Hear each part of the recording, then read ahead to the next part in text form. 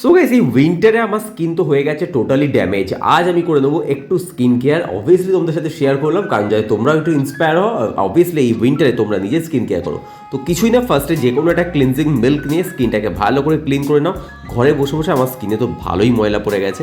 তারপর দেখো আমি স্কিনে প্লামের একটা স্ক্রাবার ইউজ করছি, হোয়াইটনিং অ্যান্ড ব্রাইটনিং, যেটা আমি 3 বছর ধরে করছি এবং আমি রিয়েলি এটাতে খুব হ্যাপি। এবং দেখছো স্ক্রাব করার পরেই কিন্তু স্কিনে একটা অদ্ভুত গ্লো চলে এসছে। তারপর ইউজ করছি প্লামের একটা ফেস মাস্ক, যেটা লাগিয়ে 5 থেকে 7 মিনিট রেখে ধুয়ে নিতে হবে। এবং এই মাস্কটাও আমি অলরেডি 3 বছর ধরে ইউজ করছি এবং I am really happy with that. তো চলো হয়ে গেছে, ওয়াশ করে নিয়েছি। অ্যান্ড ফেসের কথা তো বস দারুণ স্মুথ লাগছে এবং পুরো ক্লিন করে দিয়েছে।